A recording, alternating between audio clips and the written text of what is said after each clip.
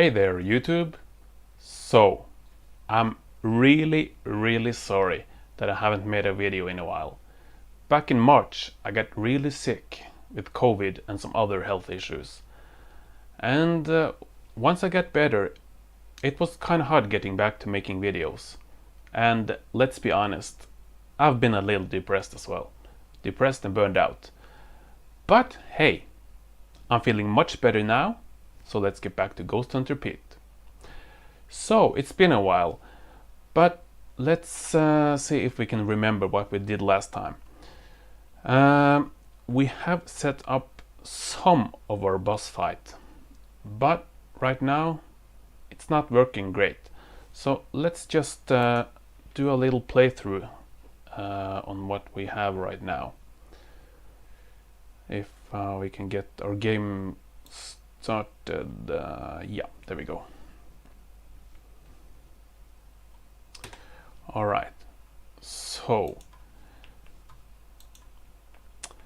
we have our player set up, monsters, this pickup, so we can shoot.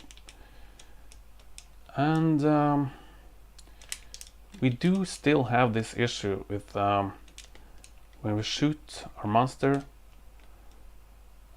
he just recoils a little bit. But let's not worry about that for now. Let's take a look at the boss fight. So he moves and he jumps, but let's take a look at what happens if I shoot him. So you see, if I shoot him, he just moves and some weird stuff happens. So we can probably just kill him now, maybe? No. Well, anyway, there's something missing on our boss fight. And can you guess what it is? Well, let's take a look at our boss. So, our blob boss here. So, what's going on with the hurt thing? Well, if we take a look at object details now, we have our actions, and last time we set up some actions for him, like for example this one that we named crawl, which makes him move left. But since this guy is set up to move in opposite direction or reverse direction when he hits a solid, he can basically move both ways. As long as he has solid edges, he can move both ways. But his initial movement is move left. So that's what he's doing for 4 of these so-called time units. And remember, these are not seconds.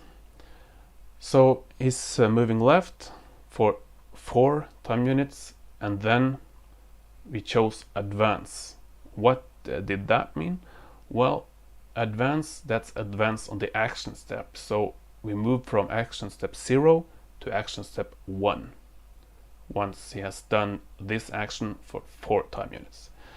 So action 1, that's the jump action, and he does that for 2 time units, and when he's done with that, he goes back to the first one. So basically he just moves back and forth and he jumps occasionally. But what happens if we shoot him, if he gets hit by our bullets? Well, by default NESmaker is set up to use action step 7 as the hurt state, or the hurt action step. So our boss here doesn't really have anything set up for his hurt state. So that's why things get weird when we shoot him. First of all, what action is set up for action step 7? Well, nothing. For action on action step 7, it just says null. We haven't chosen anything. And the timer says 0, so nothing is really set up here. So that's what we have to fix right now. So let's do this the simple way.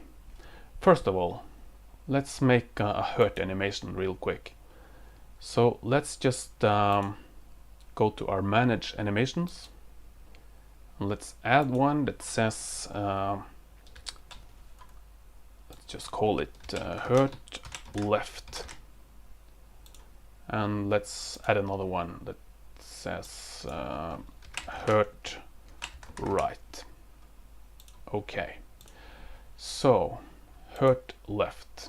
Let's choose the animation from the list, and let's not make anything new. Let's just use what we have here. So I'm gonna choose subpalette 3 for this one, and I'm gonna hold down my shift key and drag a selection like that. Oh, let's choose this top row. Let's just make that one black. So just click on these top tiles and then click the bottom right one, because remember, we have decided that the bottom right one is always going to be black. So we can fill in these other ones later if we want to make more monster graphics, but let's just keep this bottom right one blank. So make sure you choose that one. So let's click the next one and the bottom right, next, bottom right, next, bottom right. Okay, and then place our tile cursor on the middle row on the left side. So place the cursor there, and now we can hold down our shift key and do that. Oh, well, looks like it didn't take our subpalette, so we have to do it manually. So just click the tile you want and subpalette 3. What's going on here? Oh, right. He uses subpalette 3 already. So we have to let's see. Maybe we can use sure, why not? Let's give him another subpalette just for this hurt animation, just real quick to make this work. So when he gets hit, it's going to change into this animation and he's going to flash yellow for a second. So let's just click each of these tiles and then click Player Pal 2. It's a little confusing that we don't have a palette for this, but let's just reuse Player Pal 2 for this, at least for now. So click each of these tiles and Player Pal 2. So this is what it's going to look like when it's hurt while he's facing left. And let's do the same thing for hurt right.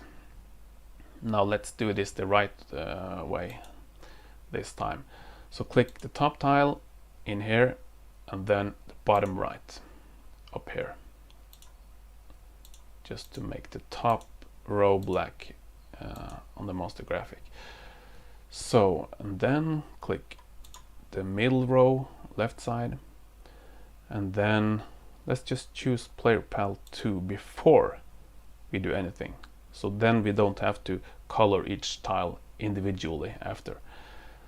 So Player Pal 2, make sure your cursor or your tile is in the middle row, the left side, and hold down shift, go up here, hold down your shift key and drag, just like we did before. Alright, so the problem now is that he's facing left again, but as you remember, that's really not a problem. You can flip horizontally by clicking this checkbox up here. So flip H, oops, sorry, flip frame. That's what I'm going to do right now.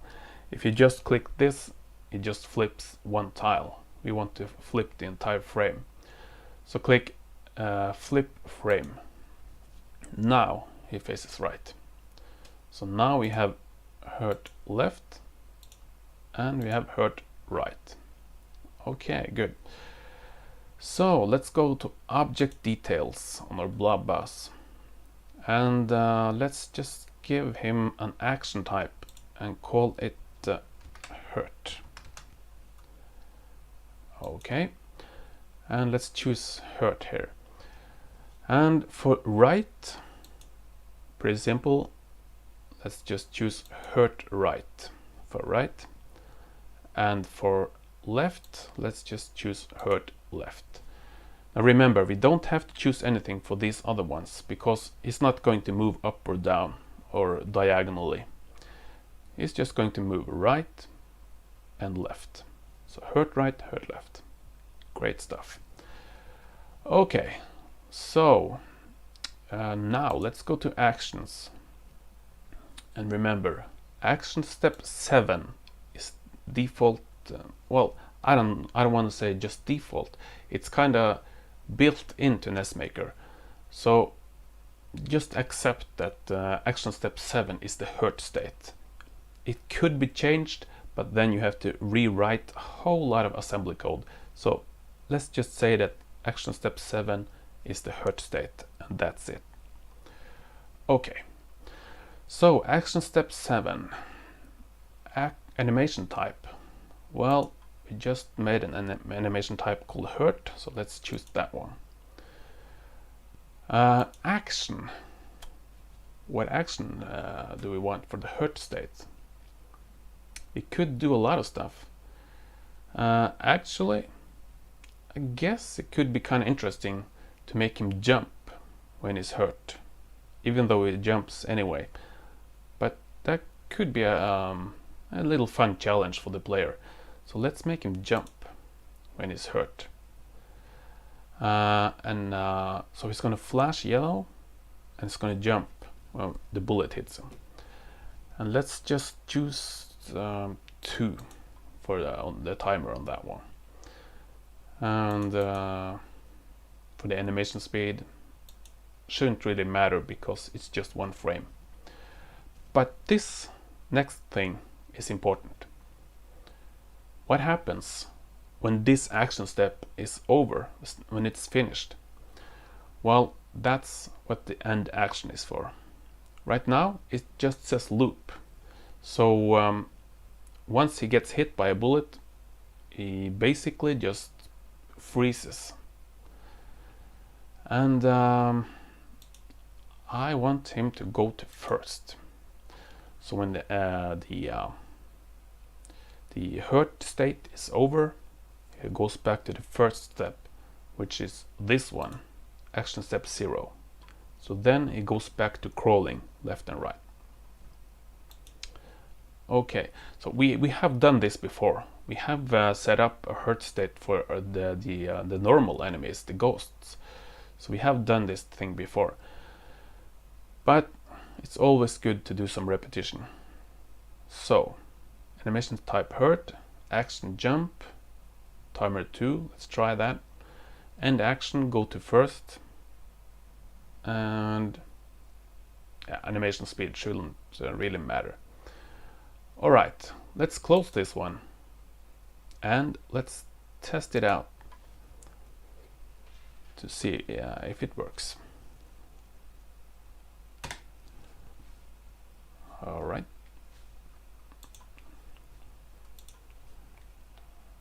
So the player hurt animation is working as well, so that's great. Perfect. Now we need to come back to that as well because there's something wrong with his recoil, with the player recoil when he gets hurt. Alright, now the moment of truth for this guy. Whoops, no, I can't believe it, no. okay, seriously, I'm going to finish him this time. Alright. So, whoa, okay, he changed to yellow, but he stayed that way. So let's try it one more time. He changed to yellow and he just charged right at me. Whoa, jumped as well. It's kind of an intimidating attack, really. But like, it kind of works, as you can see. But he always shoots to the left and even sticks to the wall. So that could be fun, but that's not what we want right now. So what's going on here? Why doesn't it just flash like that? Well, we could destroy him. That's cool. All right, let's take another look at our boss object details. So what's going on? Action step 7. Well, first of all, the timer, let's just set the animation timer to 0, because as I said, it's just 1 frame, so it shouldn't really matter. But this thing, let's try setting it to 1. Now remember, the lower number you have, the quicker it's going to go. So if you take, let's say, if you choose 5 here, it's going to last for a lot longer. So let's just try 1.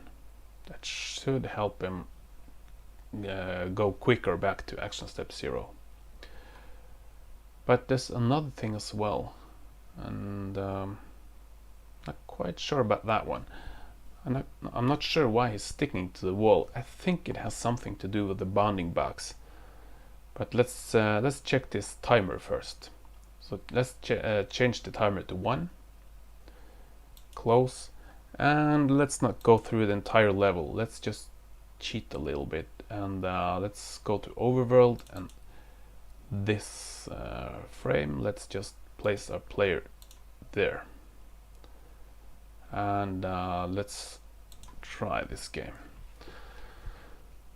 So the question is, will it flash quicker now, or will it still be just too long on this hurt animation? Let's see. Oh, there's something strange with my emulator. Okay. Oh my god. Oh my god. Okay, a lot of weird stuff happened. Okay, let's not go into that. Let's just do this thing. Not quite sure why all those weird things happened, but hey, let's accept it and move on. All right. Anyway, I would need this power up anyway, because without it I couldn't shoot. All right. No more fooling around.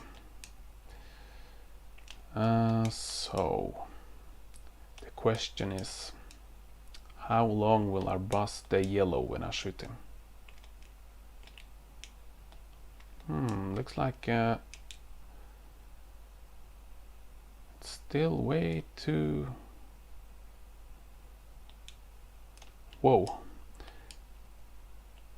There's something weird here. Alright. Let me just pause this video and let me check it out. Okay, so I did some experiments and I think I know what's going on. The problem is there's not a good explanation for why. But let's take a look at the blob boss. So it turns out that sometimes you might not get the result you expect when you choose end action or end animation. It's a little weird, and I don't know. I think I'm going to be careful now, but I think it's a little bug. So sometimes when you choose one or the other, it won't work like you expect, like in our case now. So let's choose action step 7 now. So instead of choosing end action, let's just change that back to loop. Let's do the end animation instead. So for end animation, let's choose go to first, and let's just change this timer to 0 and this animation thing to 2. So for action step 7 we have jump, that should be fine, end action, loop, and animation go to first. And let's just choose 2 for the animation speed. So I think this is going to work. I think this is going to give him a much quicker hurt animation or hurt state. So let's see if I'm right about that. End animation, go to first, end action, loop. 0 for timer, 2 for animation speed. Alright, let's see if that works.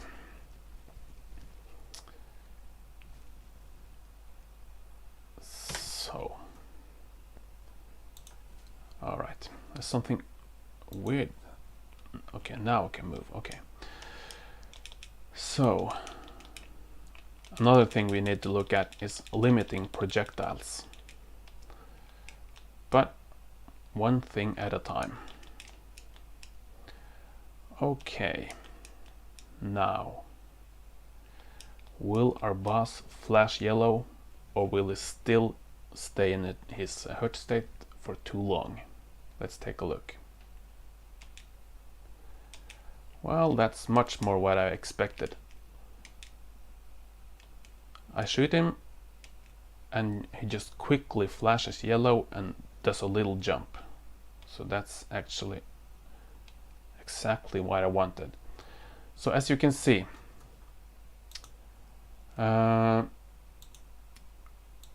if you get some unexpected results from end action or end animation, just choose the other one. Like in this case, it worked out to choose end animation for a hurt state. So I don't have any explanation for why it's like that, but hey, let's accept it and move on. Alright, so there's one more thing we need for a proper boss fight, and that's for a way for the boss to attack us. So let's see if we can let's make our boss shoot something, or even cooler, what if we could get him to sort of shoot a slime ball out his mouth, something like that. So what do we have here in our game objects? We have a player, ghost bullet, and we have the pickup, and we have monster death.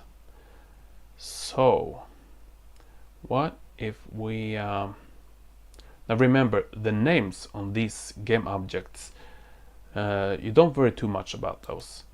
This one that says health pickup, it could be whatever. So these names, you can look at it as placeholders really. So health pickup, let's call this slime bullet, whatever. Slime bullet, and instead of drawing something new, let's just choose this. It's actually a filled health container for our player. Let's choose that one, and let's see if we have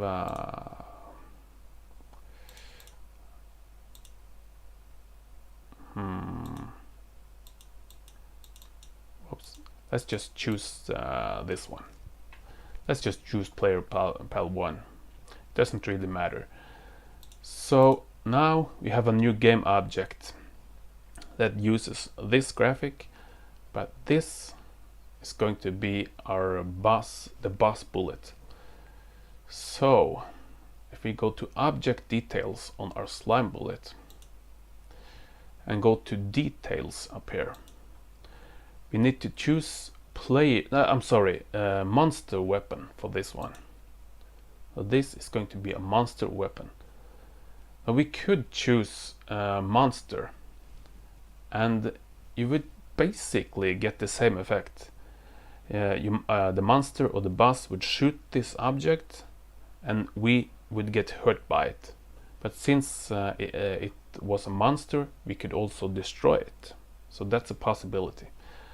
But let's not let's not make this more confusing than it needs to be, so let's choose monster weapon for this one.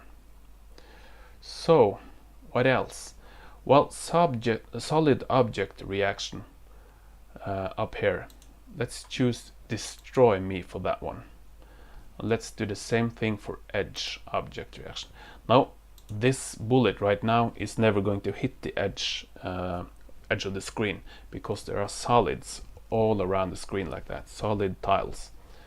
So, but just in case we're going to use this later on, we choose destroy me for edge object reaction and solid object reaction. Destroy me for both of those. And what about speed? Well, let's not give him let's try 19, sure. Acceleration speed, let's try 41.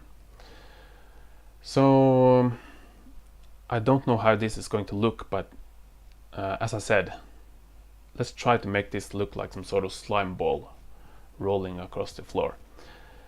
And let's not forget bounding box on this thing, and let's just choose something like that. So let's leave one pixel line around on the sides and at the top and bottom. So yeah, that should be it for our yeah, that should be fine. We don't need any animations for this one. So yeah, how are we going to make our boss shoot this thing? Well, let's go back to our boss and go to our object details. Let's go to actions up here. Now remember, we have these action steps. Action step 0, that's crawl. Action step 1 we have set up as jump. And action step 2, well, that's just the default. So we haven't actually set up anything for action step 2.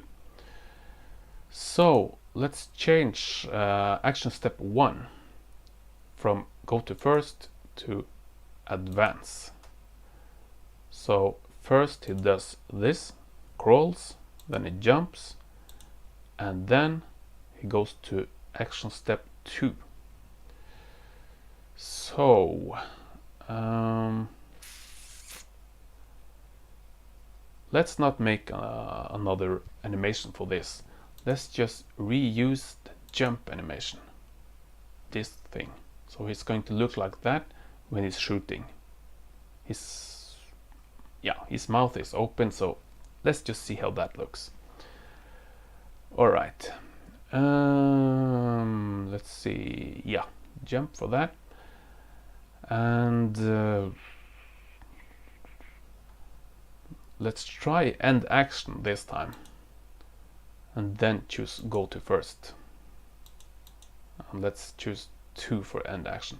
Now this can be really confusing sometimes, especially when it's not working or when you get strange results. So sometimes you may have to experiment with one or the other. But for this one, I think it's going to work for end action, because we're going to give him an action now. But if we choose action, we don't have any shooting actions. We have move random, stop moving, move left, and jump. We actually made this jump one ourselves, but the rest of them are blank. So let's make a monster shoot action. So for now, choose AI behavior 5 and click close. Now we're going to rename this AI behavior 5. So let's just do that right now. Let's go up here to the project settings, and under project labels we have something called monster. Let's see if we can find it now. Action types, that's what it's called. So if you go to project labels, action types, there is the AI behavior 05. So let's just call this monster shoot and click close. So if we go back to our object details, our boss, click on actions and click on action step 2, you see that now it says monster shoot for the action. But remember, that's just a label. So how did this work? Can you remember? Well, now we need to get back to assembly just a little bit. But we're going to cheat a little bit, so it's not going to be too hard. So let's go back to project settings. Let's go to script settings and let's just maximize this window. So if we scroll down to where it says AI behaviors, so it's quite a bit down, but scroll down until you see AI behaviors just below the folder that says common. So AI behaviors, and we can see we have a blank one, move random, stop moving, move left, and jump. So those are the actions that we could choose from. But we are missing something for our new monster shoot action. That's what we just renamed from AI behavior 5. So we need something for that. And right now, that just points to the blank ASM file. That does nothing. So if we play the game right now, our boss is going to move back and forth, it's going to jump, and when it goes to the next action, nothing's going to happen. So let's fix that. All right, make sure you have AI behavior 5 selected. And let's go over here. You know what? Let's make that file first. So go to Windows Explorer and in your NESmaker folder, whoops, let's choose the right folder. In our NESmaker folder, let's go to Game Engine Data. And let's go to Routines. And let's go to Ghost Hunter Pete, if you have that folder. If you don't, you need to go to base 4.5. But if you have it, let's go to Ghost Hunter Pete. And let's go to... Oh, this can be confusing sometimes as well, because you have AI scripts up here. And you also have AI scripts under the different modules, like this platformer base and the Metroidvania as well. So if you see here, these are actions that we are using right now.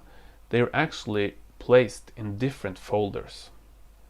So this first one that says move random, that's in the first folder, AI scripts.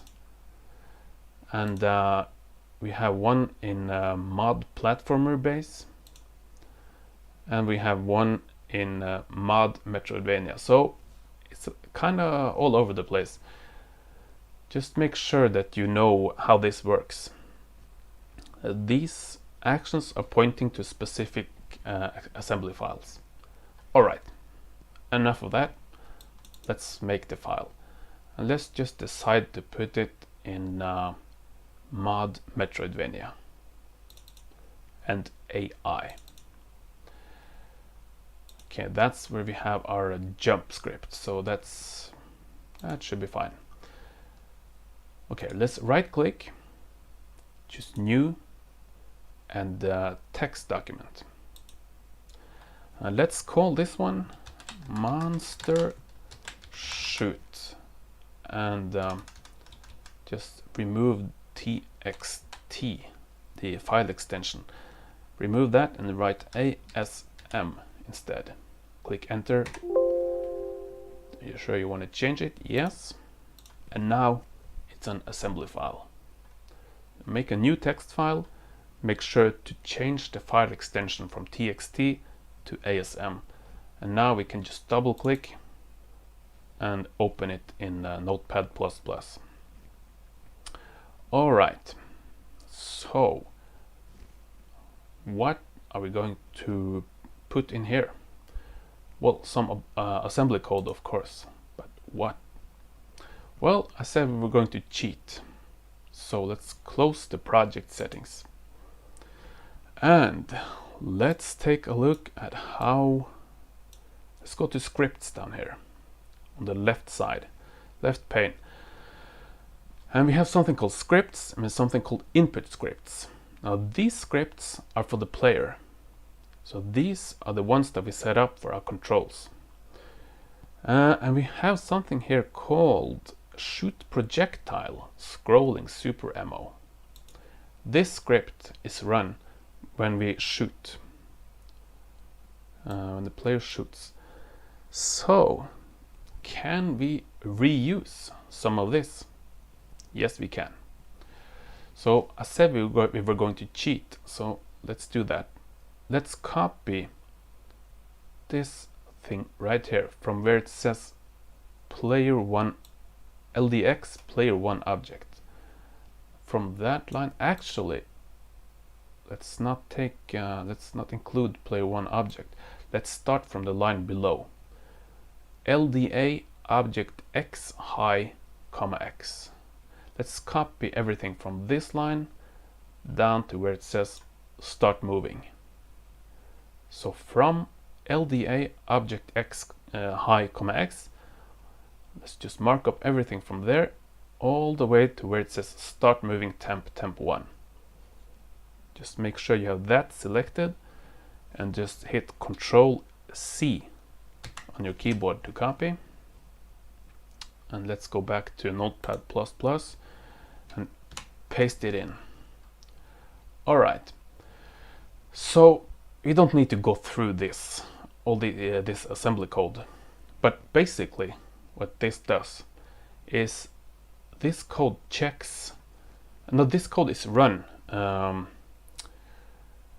Let's not try to go into too much detail here, but this code is run when an object is loaded into X, the X register, which is this little thing here, where it says comma X. Now the code, as I've said before, runs all the time, and all the time there's an object loaded into X. Now there can be just one object at a time, but the code runs so fast that we don't notice that the code changes object in here. So when our bus object is loaded into X, this code is hit. Then this code checks the horizontal position and the vertical position for the object, which is our bus right now. So it checks those values, and we add 4, and that's just to add 4 pixels to align or to adjust where because we're going to create an object now.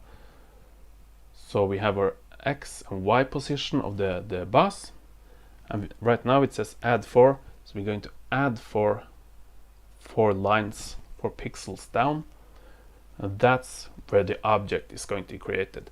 So what am I talking about now? Well, let's imagine that our bus shoots this ball.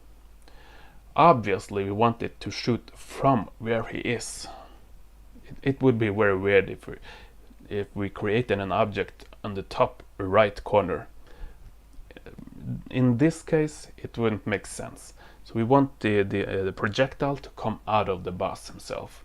So that's why we need the exact position of where he is. And maybe it makes sense to add 4. If it doesn't, we can adjust that later. Alright, so we have the X and Y position of the bus and the direction. Direction, not so important right now, but okay. So when we get down here to where it says create object on screen, that's a macro that actually creates an object. Now, right now it's creating an object called temp C. We can't use that because this is copied from the player projectile code. So you can see temp A, temp B, temp C, and so on. So what do these mean? Well, it's kind of explained below here. It says X, Y, object, starting action. So where it says temp A, that's the X position of the object you want to create. And Y, or temp B, that's the vertical position. And the third one, which is this temp C, that's the actual object. Now this is important because this is our little slime ball. So let's remove temp C. Remove that, and instead let's go back to NESmaker first. We want this object to be created. This is what we want our boss to shoot. But what object is this? We can't just write slime bullet, that's just a name for this object. Well, I can't remember if I've mentioned this before, but the way the numbering system works for the objects is if we start under game objects, we have object 0, that's always the player. Object 0, object 1, object 2, object 3, and object 4. So from 0 and down, our slime bullet is object number 4. Alright, this is the object we want to create. So object 4, fine. Let's go back to Notepad++. So where it said temp C, that's where we need to write number 4. Now, since we're going to write a number, we need to use a hashtag in front of it. So hashtag and 4. Let's just, doesn't really matter, but let's just try to make this an hexadecimal number. So write $04. That's the same format as the one behind it. You could write just 4, but let's just make it tidy. So now it looks, it has the same format as the one behind it. It's still number 4. So that's the object we want to create. Now the starting action, it says 0 right now, and that's fine, because this slime bullet, it doesn't really have a lot of actions. So action step 0, that's perfectly fine for what we want to accomplish right now. Alright, hope this wasn't too technical, but just remember what this script does. Get the X and Y value, create an object at that position, and at the end, that object starts moving. Alright, should be fine. So let's just save this script called monster shoot.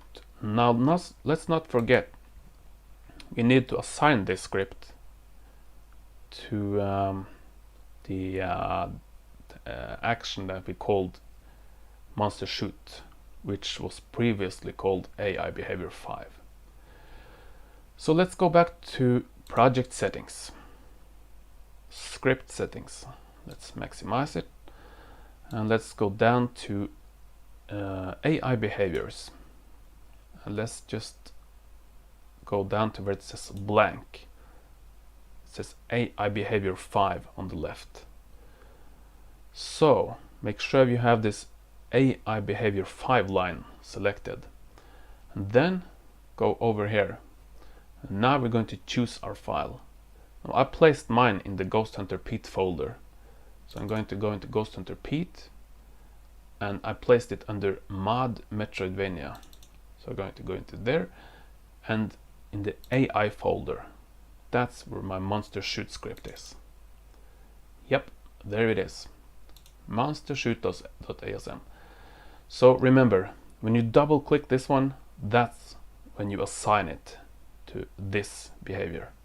So just notice right now where it says blank, So that's going to change when I double click. There you go. So now AI behavior 5 is linked to this script, monstershoot.asm. Perfect. And yeah, let's just close this one. So if we go back to our blob bus now, object details, actions, action number 2. Now, when it says monster shoot here, now this one is linked to the script we just made. And let's just quickly go through this. Crawl for 4, then advance, jump for 2, then advance, and jump, that's just the animation type. But the action is monster shoot, is going to do that for 2, and then go to first. Perfect. So now, does this work? Let's try it out. Will our boss shoot a slime bullet at us? Let's find out. Okay. So I'm going to try not to die on my way there. All right. So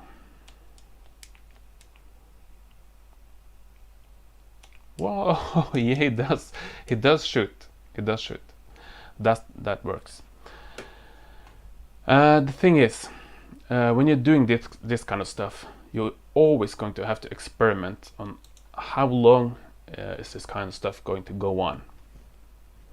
So for this shooting thing, you could see that it was shooting at least two slime bullets. So you could adjust that in several ways, but it has to do with these intervals. The crawl that says 4, that's not a lot, so maybe we should bump that up to 6. Jump 2, and that's probably fine. You don't want this going on too long, because then it will just you run the risk of getting a bus stuck in the ceiling, something like that. So we can't have that going on too long. But for our monster shoot, maybe it's a good idea to just choose timer 1 for that. So it just shoots this slime bullet, and then right after that goes to the first action. Okay. Let's just take you know what, let's cheat a little bit. Let's place our player in here and just yeah, we can't shoot right now, but that's fine. We just want to observe the boss movements.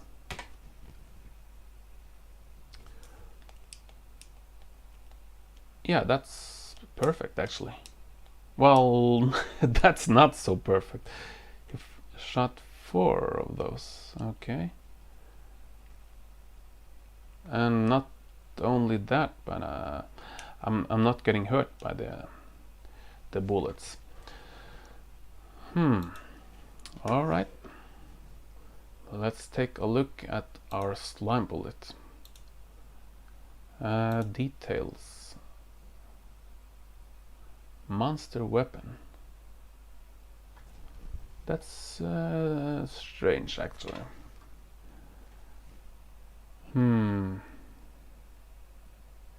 Oh, okay, fine. We did set up a bounding box, right? Yeah.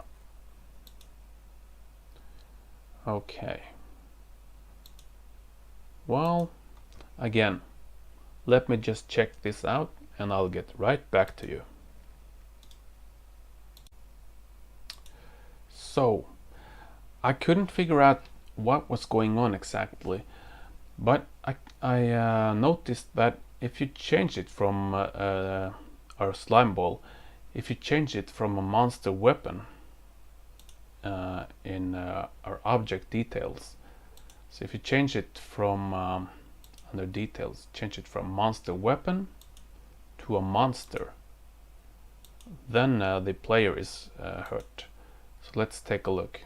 I change it from monster weapon to a monster, and now the slime balls are hurting me. So let's see.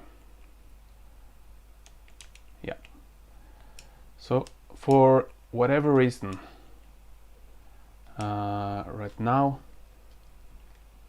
the monster weapon is not working, and to be honest, I'm not quite sure why. But as you can see, it works to change it to a monster. Now that of course means that now you can shoot the slime balls as well, because they are monsters, so they can be shot. But okay, let's just say that this is a workaround for now. So now our boss can be hurt, and he can hurt us by shooting these slime balls. So the last thing that we'll be doing today is what happens when the boss is defeated. Now we can kill monsters. We have been doing that all the time, but killing monsters along the level, that's not supposed to do anything. But in a boss room, you want something to happen when the boss is defeated, or else you'll just be stuck in there forever. So how can we do that? Well, there are several ways of doing it, but of course we're going to have to do some coding.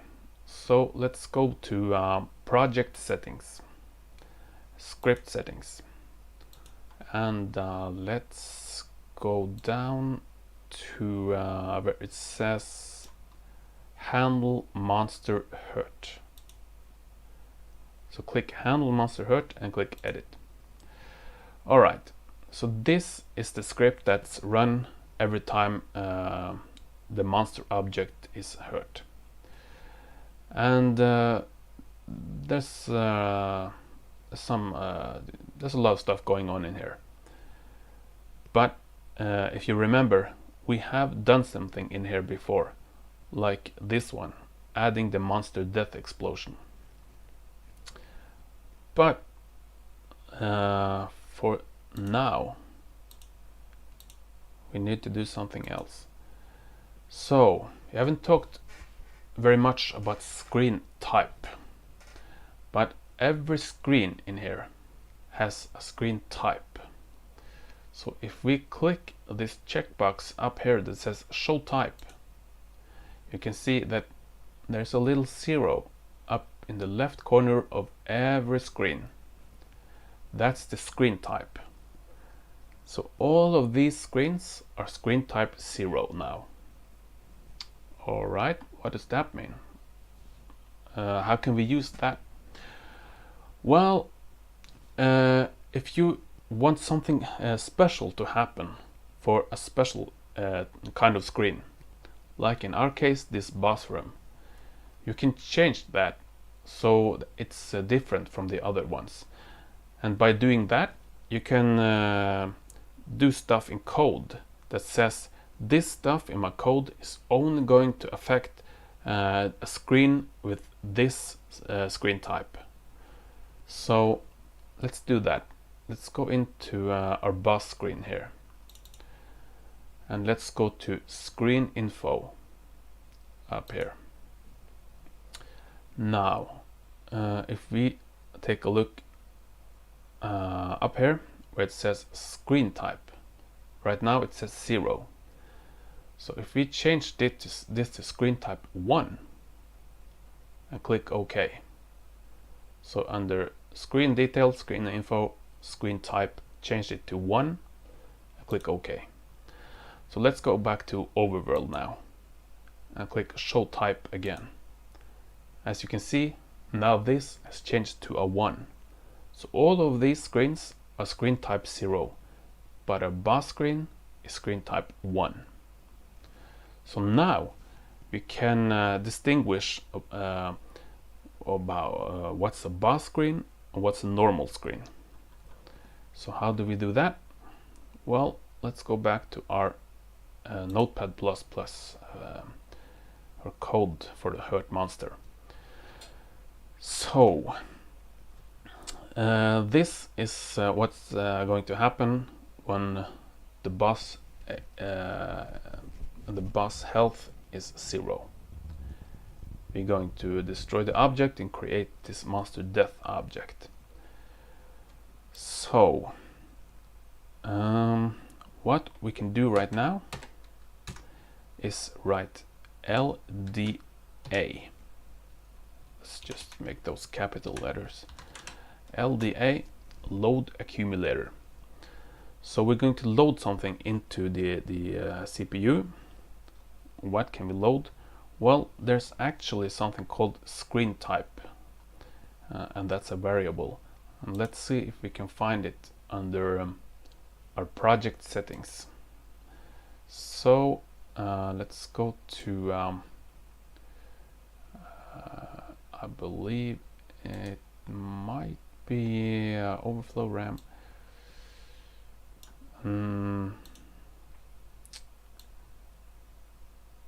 Screen type. Alright, it doesn't really matter. But whenever you need to look up some variable names, you can always go to these tabs up here. These tabs, that's where you can find the variables that are in NESmaker by default. Alright, screen type. There we go. That's where it is. Screen type. Okay, let's copy that. So if we go back to our code now, LDA space screen type. So when this code is run and the monster is hurt, that's when we're going to check what screen type this is. And after the boss death animation, right after that, that's where we're going to check the screen type. So LDA screen type and CMP, that stands for compare. So CMP and hashtag 1. Now we're loading in the screen type and we're comparing it to number 1. Is this screen type number 1? Are we in screen type number 1 right now? And if it's a boss screen, then yes. So we can say branch if not equal, BNE. So that's what happens if it's not number 1. So what we can do right now is that we can write something called, it's a label. So let's call this not a boss room. So I'm just going to write a label that says not a boss room. So if this is not screen type number 1, then we're going to jump down here, or branch down there. So not a boss room. Load screen type. Is it screen type number 1? No. Alright, branch down here and continue the normal code. But if it is screen type number 0, then something's going to happen in here. So what do we want to happen? Well, for now, let's just warp. Let's just warp to another room. So how about if we just make a room over here, right next to the boss room. So let's not make this too advanced, but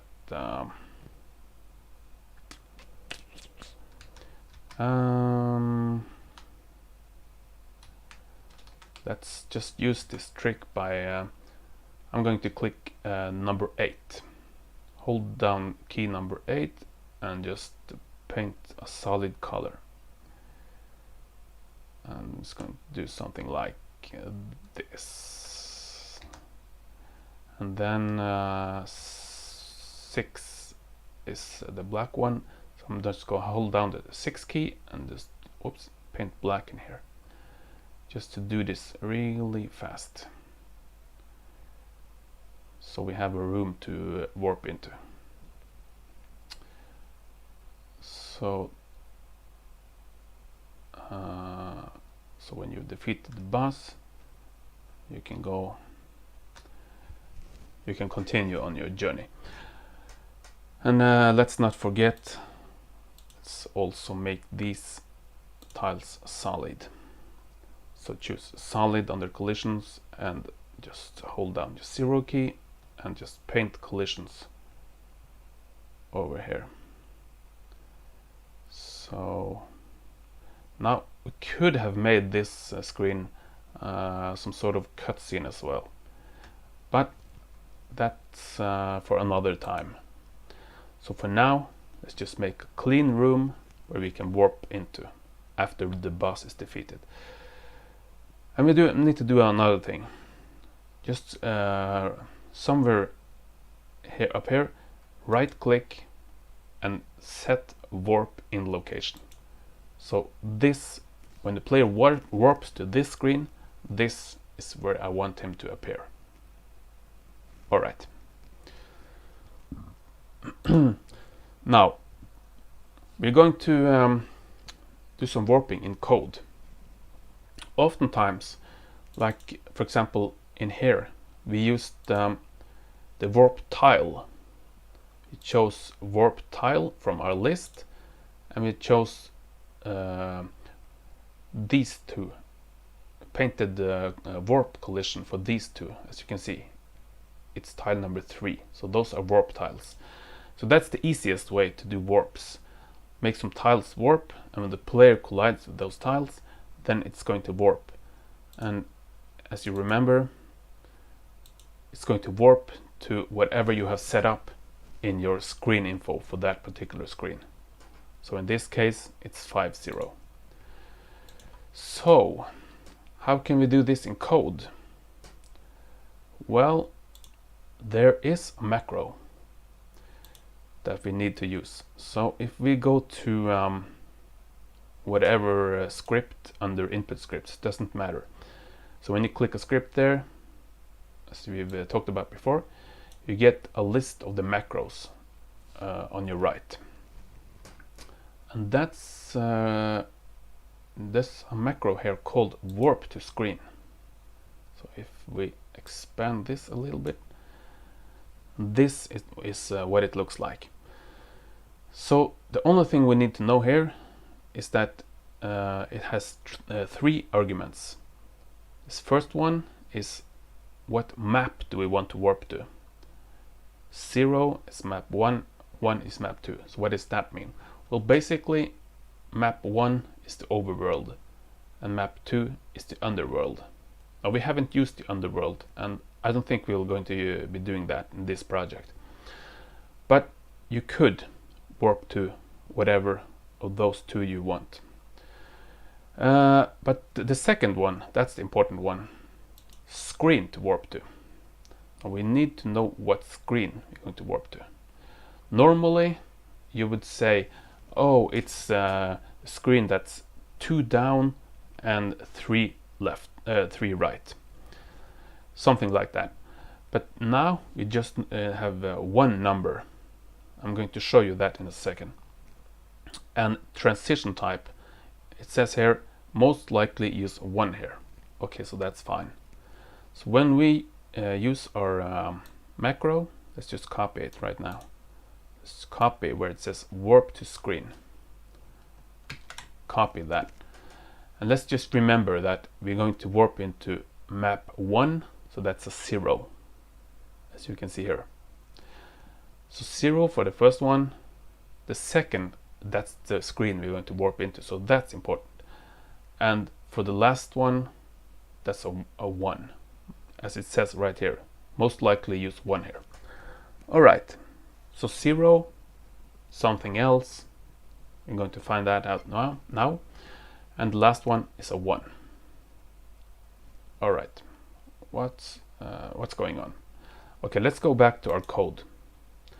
We copied this warp to screen macro, so let's just paste it in right here, right between B and E, not the bus room, and the label, not the bus room. Let's paste it in there. So now it says warp to screen in there. But as you remember, you need to write something behind it. So 0, that's the map number 1, the overworld. So we need to write a comma. And actually, let's just continue with what we did up here. Just write these in hexadecimal. Doesn't really matter, but it looks cleaner if you use the same format. So 0 for this one, and now the second one, that's the actual screen. So then we're going to have to go to the overworld, and we have to count the screens from the top left corner all the way down. So 0 for this one, 1, 2, 3, and you go all the way over here. This is number 15, and then you can continue here. That's 16, 17, 18, like that. And when you get here, that's 31. So you get over here, that's 32, 33, 34, and so on. So you need to count from left to right, left to right. And that's the number you're going to use in the macro. So in our case, it's 0, 1, 2, 3, 4, 5, 6. We want to warp to screen number 6. All right, let's just write that right now. So hashtag $06. And if I remember correctly, it said most likely use 1, because that was the transition type. So let's just I'm not sure. I don't think you can use fading or anything like that by default. So I'm not quite sure what the transition type really means. But anyway, 0, 1 for transition type. All right. Now this is, I know that this is a lot, but try just accept that we need to write these lines to make something happen when the boss is defeated. So when the boss object is defeated, load A with green type, check if it's a 1, which we set up as our boss room. If it's not, just skip this thing, just continue as normal. But if it is a warp, if it is a boss screen, then we want to warp to this screen right here, number 6. Okay, let's save this one and see if this works. So that means that I have to start from the beginning, because I need this shooting power up. All right. So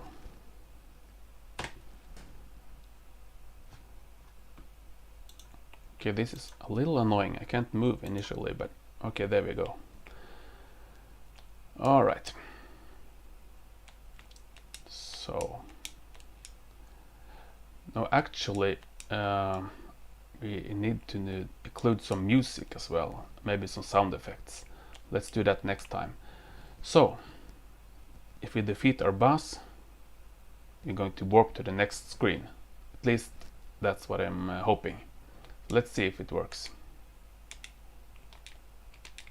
And I'm going to do my best not to die, but for some reason I get stuck. All right. I should probably change I'm not sure where that is actually, but you'll find that a lot of times some weird stuff is going to happen that's not easy to explain. Alright, let's try this again. Alright, you know what? I'm going to change the health to the blob bus. Change it to, let's just change it to two shots. As I mentioned before, a lot of this stuff needs to be adjusted as you go along. So probably not gonna get it right the first time. Alright, so now I need to shoot the boss 2 times, and let's hope this warp thing works. Alright, 1, 2. It works. Alright, obviously we haven't set up anything in here, so yeah, the colors are all wrong and stuff like that, but the warping works. So now you know how you can make stuff happen when, for example, in this case, the boss is defeated. So there are a lot of ways to do this, but this is a very simple way. In case of a boss, we have a HUD script for monsters, and we have a simple way of checking the screen type. So just remember that you can change screen types by going into the screen info, and change the screen type in here. And that's how you distinguish one kind of screen to another one. Now remember, when we write screen type 1 here, that goes for all the screens that are marked with a 1. So let's say we wanted something to be triggered for screen type number 1. Let's say we had a door on our boss room, and when the boss was defeated, the door would open, something like that. So we would trigger the screen type number 1.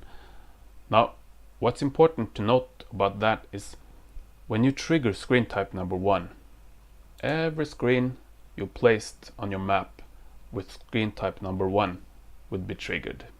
So just keep that in mind. But screen types are a very nice way of dealing with this kind of stuff. Okay. So, defeat a boss, warp. It's well, it works. Alright, well, I think that's enough for now. Now we know a little bit more about how you could set up an interesting boss fight. Obviously, in this case, it really needs a lot of adjusting.